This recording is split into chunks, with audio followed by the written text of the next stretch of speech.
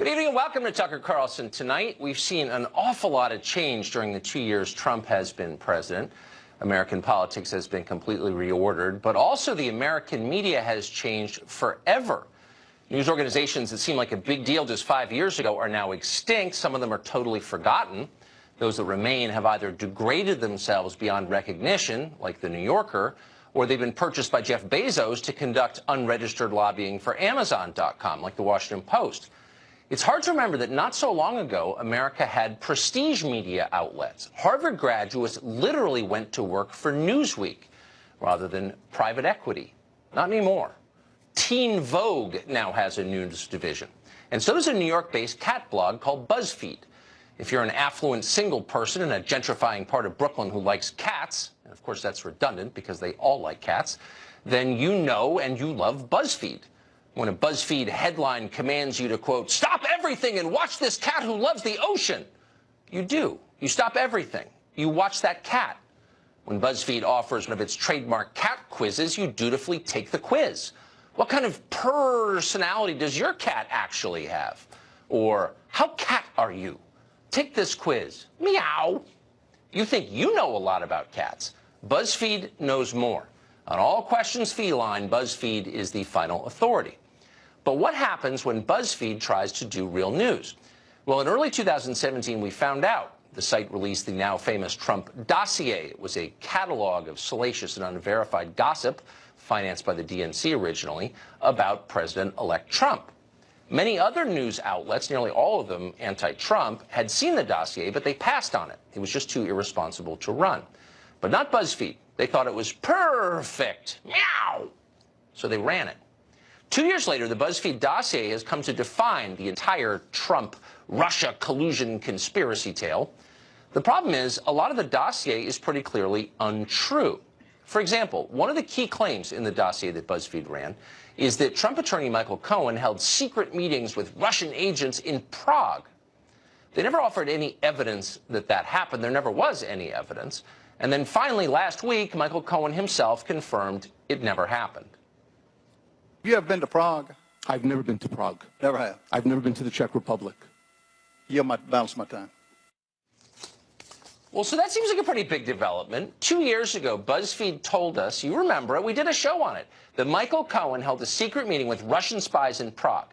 We've been hearing about that ever since in Congress and on cable news. We have, in fact, halted the normal workings of government, in part because of that meeting. Now it turns out it never took place. So it's not a small thing to learn from Michael Cohen. How did BuzzFeed cover this latest stunning development? Well, they didn't cover it. They ignored it completely. As of tonight, BuzzFeed was promoting instead a story entitled 21 Completely Life-Changing Things You Can Make in a Waffle Maker. There was nothing about the non-existent Michael Cohen Russian spy meeting in Prague. If you only read BuzzFeed, you would never know that that story was false. Well, apparently a lot of people in media only read BuzzFeed and not simply for its lavish cat coverage. This January, BuzzFeed published a story with this sentence, quote, President Donald Trump directed his longtime attorney Michael Cohen to lie to Congress about negotiations to build a Trump Tower in Moscow, end quote. BuzzFeed presented no evidence to show that that was actually true, just unnamed sources, but it didn't matter. The cat lovers on cable news went crazy.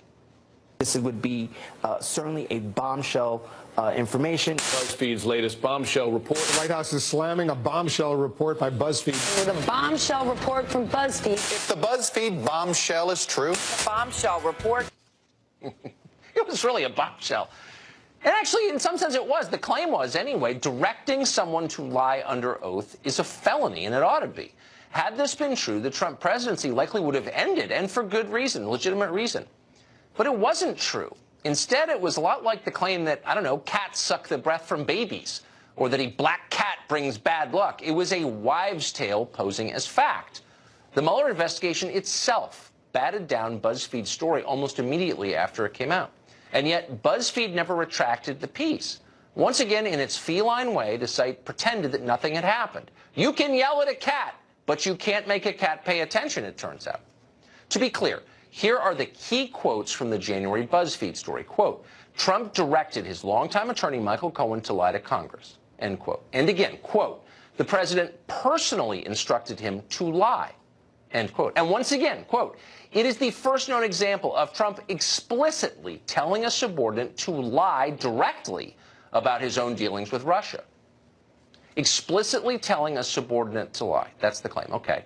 Democratic members of Congress asked Michael Cohen last week about that specific claim. Cohen was under oath at the time, a declared enemy of Donald Trump, not someone who had any reason to lie about this. Here's how he responded. Mr. Trump did not directly tell me to lie to Congress. That's not how he operates. Okay, let's try to make sure we've got this totally clear. Trump directed Michael Cohen to lie. He personally instructed him to lie. He, quote, explicitly told him to lie. Those are the claims from BuzzFeed. Did Michael Cohen really do that? Here's his account again. And did the president in any way, from your point of view, coach you in terms of how to respond to questions or the content of your testimony before a House committee? Again, it's a difficult answer because he doesn't tell you what he wants. What he does is, again, Michael, there's no Russia, there's no collusion, there's no involvement, there's no interference. I know what he means because I've been around him for so long. So if you're asking me whether or not that's the message, that's staying on point, that's the party line that he created, that so many others are now touting, yes, that's the message that he wanted to reinforce. That's the message. So Michael Cohen says, you just heard him say, that Trump claimed there was no Russian collusion and no interference in the 2016 presidential election. If that sounds familiar, it's because that's exactly what Trump has been telling the world for 2 years, every day in a loud voice to anyone who will listen. BuzzFeed claims that this is somehow proof that its original story was entirely accurate. 19 adorable Siamese kittens that are actually talented investigative reporters. We're waiting for that story next. Ben Smith is the editor-in-chief of BuzzFeed News. He was game enough to join us tonight, and obviously we're grateful for that. Not his first time on the show, but I'm thankful that you came. So, Ben, let me just ask you first about the dossier. This really is a sincere question. So you published a dossier. You and I have debated whether or not that was a wise move or an ethical move, but you did. Then we learn in the testimony, and I don't think anyone would doubt it, that Cohen did not, in fact, go to Prague. Now, we only believe that he did go to Prague because you ran the story. But you never ran a follow-up story informing your readers of that. Why? You know, that's just totally false, Tucker. Within I think, weeks of publishing the dossier, obviously we were reaching out to Cohen, and Cohen graciously allowed us to photocopy the inside of his passport. And I remember the story. And we published a very detailed account of his denial that he had gone to Prague, and, and showing every bit of evidence we could get from him. But no, I just read that story. Hold on, I just read that story about 20 minutes ago, so it's very fresh. I don't totally understand why you're saying that we haven't published a story saying Cohen said he didn't go to Prague. Let me explain. He's been saying consistently that he didn't go to Prague. No, I just read the story that you published. It does not say, because you didn't have evidence of the fact conclusively, that he didn't go to Prague. Last week, we have him under oath with no motive for lying, saying conclusively that he didn't go to Prague. That's one of the headlines out of those hearings. How could it not be? And yet you ignored it. Since you're the one who published the dossier in the first place, don't you have an obligation to kind of tie a bow in the story and tell us what happened in the end? You know, I mean, I guess we don't see tying bows as our primary obligation. We did cover the hell out of that, and particularly that aspect, from sending reporters to Prague to writing Michael Cohen's repeated denials of this. But now we know for a fact that it didn't. So in other words, if I read his story, I'm surprised that you think Cohen's latest statement makes it more of a fact than his previous statements. Well, I added it certainly wasn't a new development that he denied. To what we know, that we finally get to ask Michael Cohen in public, and he has every reason to tell us that yes, he went to Prague. And that, yes, everything you think about Trump is true, because we all hate Trump in media world. He hates Trump, too. Now he can tell us the truth. And instead he tells us the opposite, that no, he didn't go. But that's not all. The dossier also claimed that poor Carter Page, whose life has been destroyed because of the salacious nonsense in that dossier, that he received $11 billion from a Russian energy company in a deal. Now, he didn't, but I don't think BuzzFeed's ever told us that. Why not? So we published the dossier at the time, as we talked about then, not because we had been able to stand up or knock down every allegation. In fact, we said, unverified document, and an extremely important document, public document at the heart of an FBI investigation. I actually, when we talked about this last time, I got the sense you basically agreed with that, and certainly the idea that Devin Nunes would have been able to press his case against the Mueller against the Russian investigation, while saying there is this secret document. You know, it really makes my case, but you're not allowed to see it, that you would have been able to make the arguments you've made about Christopher Steele, about these documents, and the people on the other side would have all the while saying, but this document will scald your eyes out if you look at it, so only we the elect, we journalists, can look at it. I get it. I mean, that's why we published it. You understand why we published it. I don't understand why you're saying this. I said it at the time. I think that's not a crazy argument to make that you made, and I am instinctively in favor of openness. But you're a journalist, not simply a guy who runs a platform. You're not running Medium here or Google. You're running a news site. And so you inject these claims into the public sphere, and then you don't follow up. So if I run a piece by one of your neighbors saying, you know, Ben shot somebody, don't I kind of have an obligation when you get acquitted of the crime to write a story on that? I think I do. And you did, but you didn't. Why didn't you? There are a lot of claims there. We've invested a lot of energy in running the ones down that we could. Some of them are very, very hard to confirm or knock down. Discussions between Vladimir Putin and his aides. Cohen's was pretty straightforward, and we put a lot, and I think that's a great example. Carter Page's. Well, but hold on. Carter Page's life was destroyed by this. He can't get a job. He's considered a Russian spy or a villain. He's never been charged with anything. And your dossier that you ran has added, I think, a lot to the perception that he is a disloyal American. We now know he didn't take $11 billion in a Russian energy company. That's untrue. And you've spent all this time trying to talk about, you know, whatever, the Trump Tower, like who cares, in Moscow. And this guy lives with this claim against his name, and you haven't corrected it. We've reported extensively on Carter Page, on his contact with Russian intelligence back in the day, on his denials. We've talked to him repeatedly. He was at my office at several months ago at a reception. I mean, I don't know how Carter Page feels he's been treated by us, but certainly we have carried his side of this. But it's funny that you were dismissive before of something because it's interesting. Like a lot of what I think you're exercised about and that your audience, I think sometimes understandably is really exercised about, is the collusion story and the sometimes totally wild allegations about collusion. The Tower story, the story that you mentioned, the story that Michael Cohen is going to jail about lying about, the story that you feel Cohen, I think you and I probably disagree on exactly what Cohen said about it. It is not a collusion story. It's a real estate story. It is a great real estate story. Donald Trump. I'm aware of that. No. And can I just tell a story to your audience here that we're talking about? This is a story at the heart of this whole thing. I want to get to. You spent a lot of time talking about cats. Can I just talk for 2 minutes about the Trump Tower in Moscow? I want to get to the specific claim that I made in my open, which I know you're going to want to respond to. That here you have Cohen and the Mueller investigation both debunking the so-called bombshell that you ran in January, and you're refusing to admit it has been debunked. I just played 2 pieces of tape, Michael Cohen saying essentially what BuzzFeed said is not true, but you're claiming it is still true. On what grounds? I mean, if this was my show, I would have extended both of those clips a little longer. The first to show Michael Cohen saying, in his way, he was telling me to lie, which I just don't think there's a lot of dispute now that Cohen is saying that he claims, you could say he was lying, you don't have to believe Michael Cohen, he claims, he believes Trump was telling him to lie. Now, when when this first went out, you guys were calling it a hoax. You were saying the central thesis was wrong. That's not what your piece said. Your piece said he was directed to lie. He personally instructed him. He explicitly told him to lie. Personally instructed him. Cohen described a meeting in person you said he between the people. Explicitly told him to lie. Let me take them one at a time. Cohen described a personal meeting with Jay Sekulow and Trump, in which, in discussing his testimony, and this is something where everyone is chasing to get more detail of this, and it's a little hard for us to argue about it in the absence of like a transcript of the meeting. This isn't Nixon. We don't have audio. The things that Trump said that you said before were no Russia, no deal.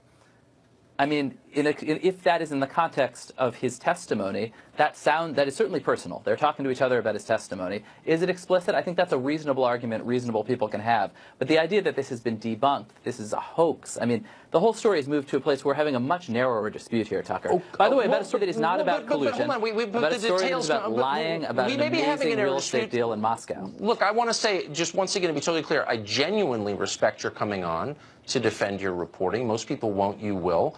And I think you deserve a lot of credit for that. But it's the details that matter in life as in news stories. Absolutely. And your story said, and I'm again quoting it, he explicitly told Cohen to lie. Cohen was asked twice by 2 separate Democratic members of Congress if that was true. He had every reason to say it was true, but he said it was untrue. So why not just say, maybe parts of our story were right, but we got over our skis, we went too far, we made a claim we can't back up, and the subject of the allegation now denies. And we admit it. Why not just say that? See, I guess I think, as Jason said recently, that the bar now seems to be, did he say, Michael I now instruct you to lie, and that anything short of that. But that's what your count as piece an instruction. says. But your piece claims that. It says that he explicitly Cohen says that asked what him to Trump lie. told him was, in the context of his testimony, no Russia, no deal. Again, the details of that exchange matter a lot. Exactly where he said that, exactly how he said that, matters a lot. But I think the question of whether Trump, is directing and ordering people and how he's talking about it is something everybody's kind of wrestling with right now. You saw the New York Times report that he had ordered Kelly to do something, but that they didn't know the exact words. And I do think at some point Michael Cohen, who is his trusted retainer, has worked for him for a long time, it is not, to me, totally crazy that he should be expected to be able to interpret his boss's words. Okay.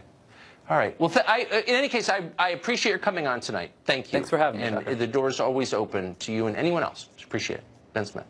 Michael Cohen's testimony last week seemed to put quite a dent in the Russia collusion narrative. So has the story changed at all? Take a guess. That's next.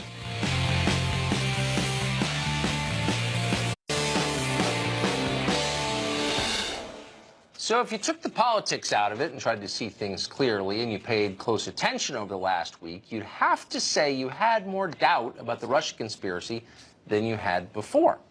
Michael Cohen, the president's personal lawyer for 10 years, turned on his boss, had all of his electronic communications seized by the Justice Department, said he was willing to reveal everything, says he hates Donald Trump, and in the end, he revealed what? He said there were no secret meetings, no hidden payoffs, no P-tape, no collusion. Doesn't matter. The people who believe in the Russia conspiracy believe just as much as they did before Michael Cohen testified.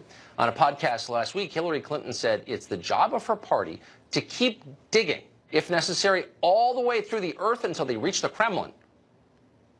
There is enough grounds in what has already been made public for the government, for Congress in particular, to be doing more with it. And I'm pleased that under Speaker Pelosi, the Democrats are beginning to hold hearings and try to connect some of these dots. Michael Tracy is an independent journalist, and he joins us tonight. Michael Tracy, thanks very much for coming on. Have we reached the point where maybe it's not possible, metaphysically impossible, to prove that the Russia conspiracy isn't real? Well, I think it's most instructive to look at what leading Democrats who have been leading the charge on this collusion narrative from the outset are now saying. They're totally changing their tune. Gerald Nadler, for example, who would lead impeachment proceedings against President Trump were it to come to that, has now been saying that he reserves the right to disagree with Robert Mueller's final report. Adam Schiff has been on the Sunday shows more than maybe any human in history, has been saying that there's already ample evidence in the public record to establish that collusion occurred. So he's also saying that we now have basis to simply disregard and wipe from the record the entire Mueller investigation because it's not necessary to prove collusion. These are the same people who have been screaming from the rooftops for 2 years that the entire edifice of American democracy rests on the sanctity of this investigation and the need to preserve it. And now they're saying that it's, just doesn't particularly matter. It's almost a remarkable about face. But because the media is so blinkered by their, Trump fixation, they're not totally cognizant of it. And I think your exchange with Ben Smith was actually illustrative of that as well. I was watching that with my jaw on the floor. You refer to BuzzFeed as a cat blog run by depressed Brooklynites, which is funny and true in a lot of ways, but they actually do occasionally produce what could be described as legitimate journalistic Sure, work they do. They now do. and I then. agree with that. Yes. But what Ben Smith is doing, and I have actually respect for Ben Smith, and I think he actually, demonstrates some integrity by appearing on your show. And yes, I agree with that as well. But what he and his, functionaries are doing at this point, by jumping through hoop after ludicrous hoop to rationalize why that story, which has now been so obviously undermined, is actually legitimate, they're taking away from the good work that some people within the BuzzFeed orbit are doing because they're automatically being associated and tarnished by association with this BuzzFeed story. I'll just give you another example of why none of this adds up. Jason Leopold, who was one of the co-authors of the initial story, appeared on MSNBC within hours of the story first breaking. Remember, when the story broke, it caused this, completely hysterical meltdown with every TV anchor screaming boom, bombshell like toddlers. Oh, yeah.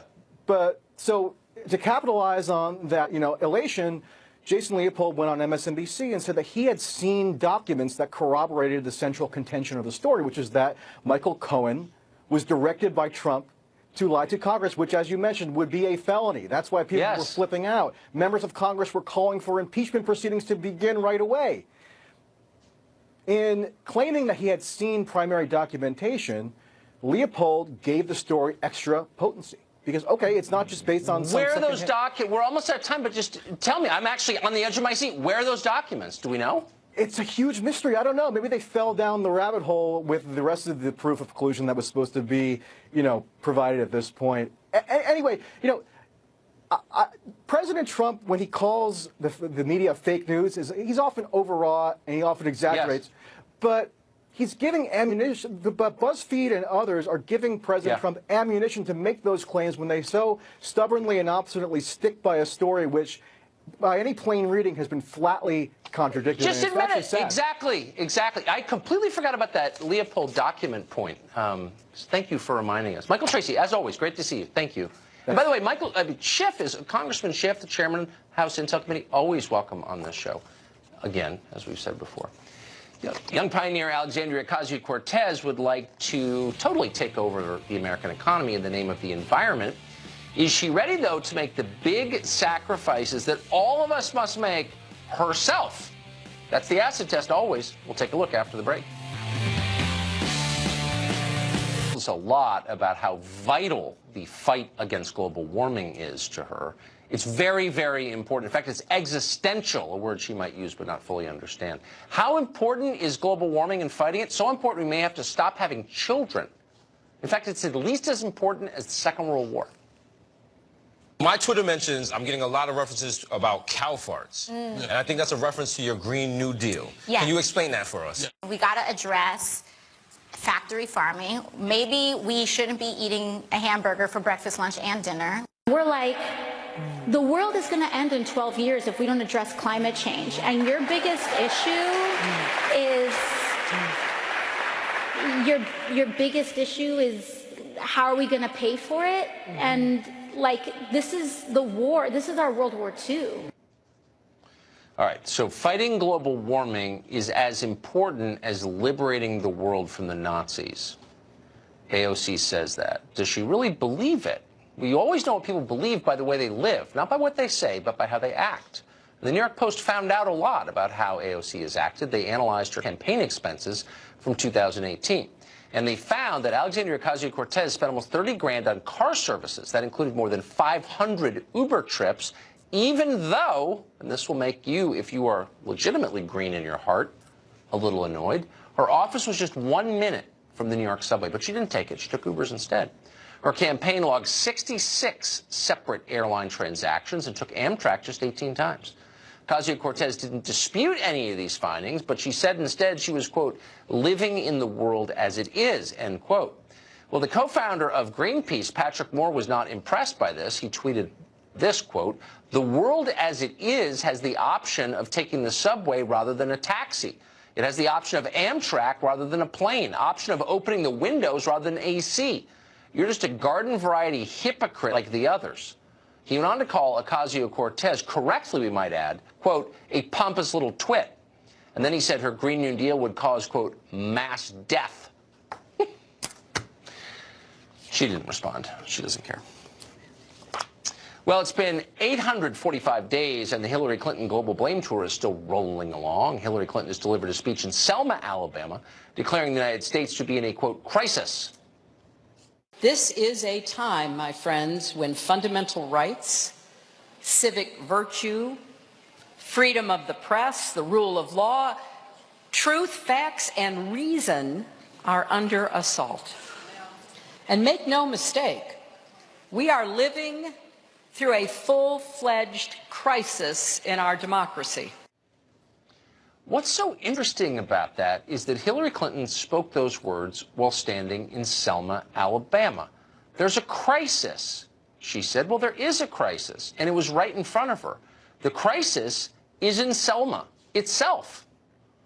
Selma, the place, not the metaphor. Every year, Democrats fly down to Selma, Alabama to posture about racism and civil rights. And every year, they ignore the fact that the actual city of Selma is collapsing. Selma was once a major industrial center in the South. Most of the factories have since closed. The population has fallen by more than a third since 1960.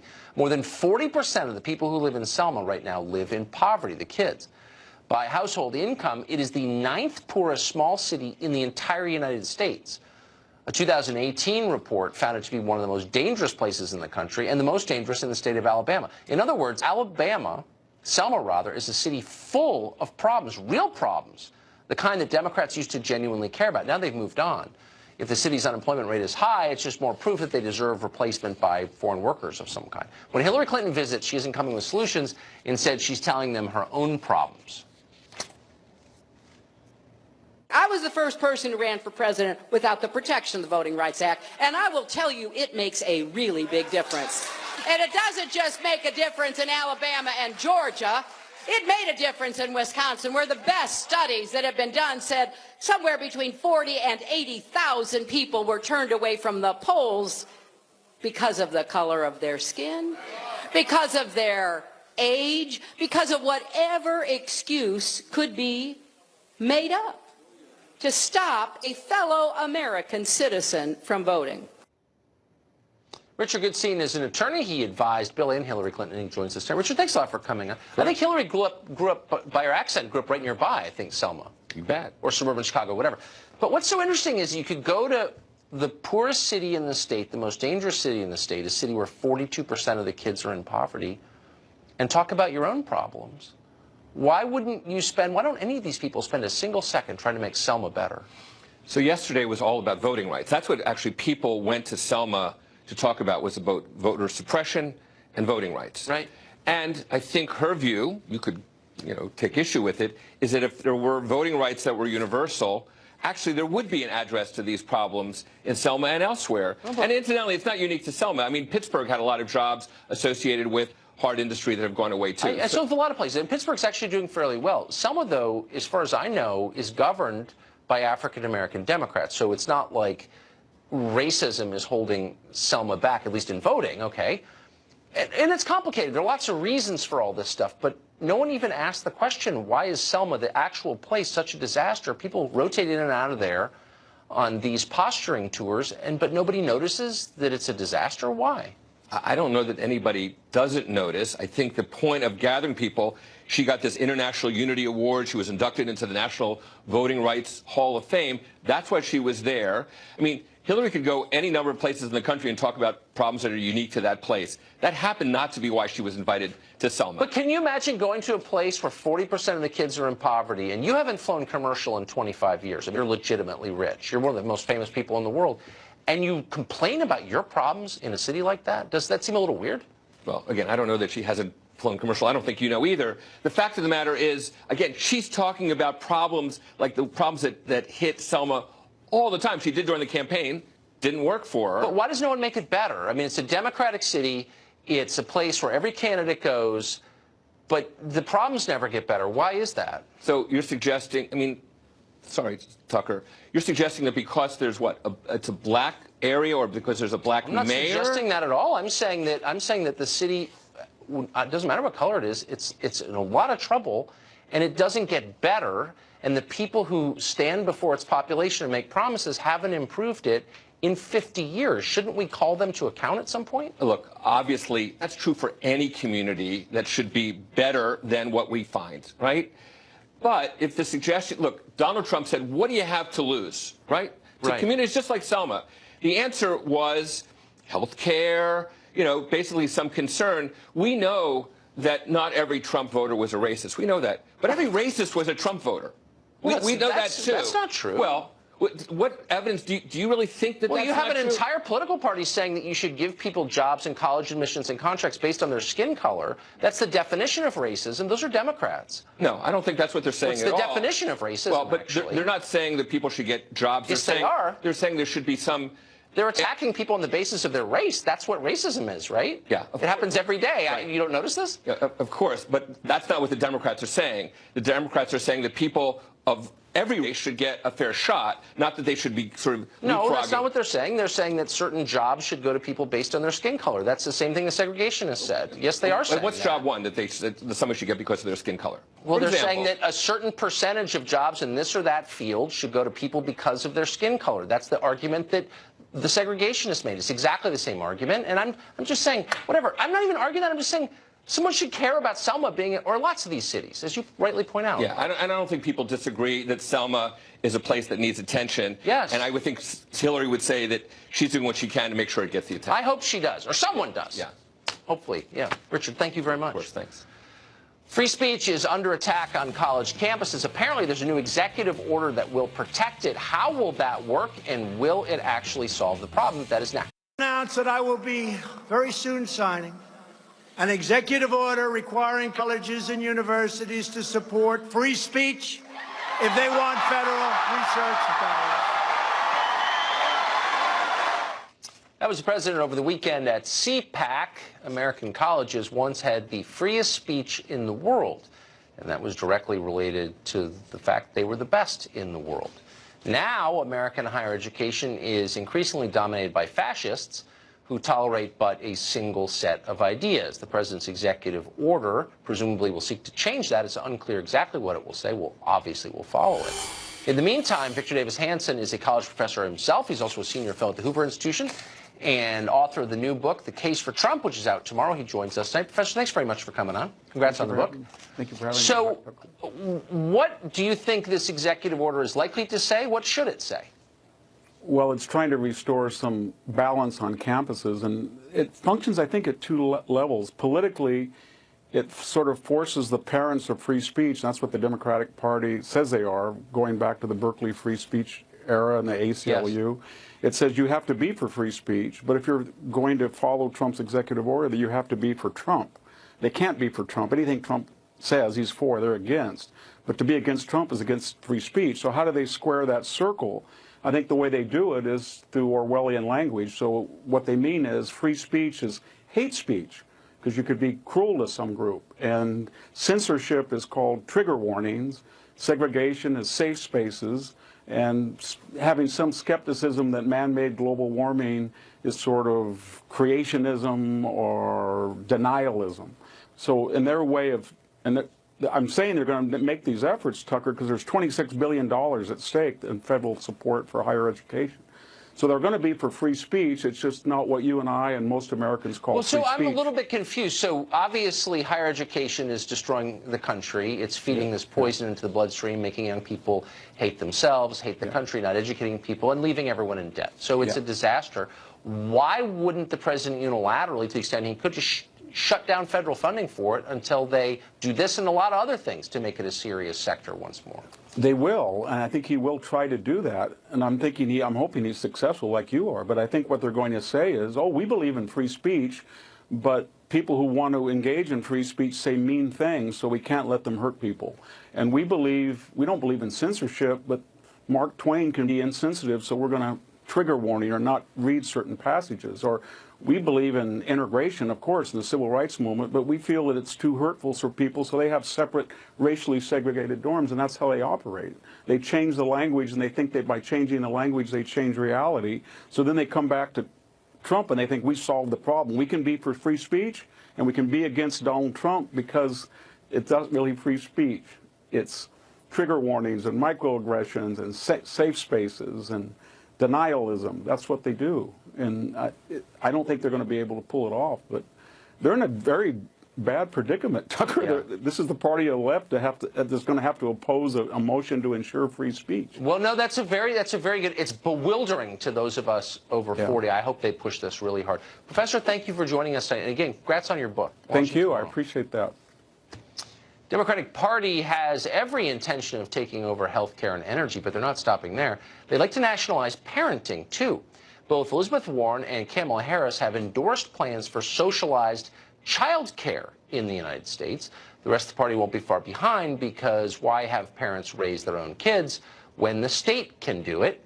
Joy Pullman is executive editor at The Federalist, a mother of 5, all of them 8 or younger, and she joins us tonight. Joy, I'm glad you were able to get a break to come on. I love your stuff on The Federalist. Thank you for joining us. So tell us why we should be skeptical of socializing daycare.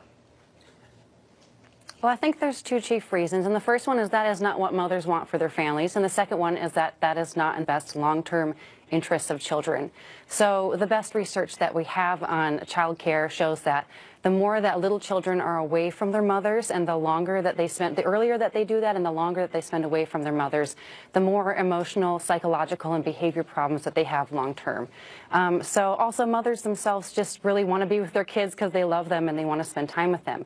So it's really not good for the overall health of our society to be breaking the mother-baby bond. What we should be doing is doing everything we can to protect it.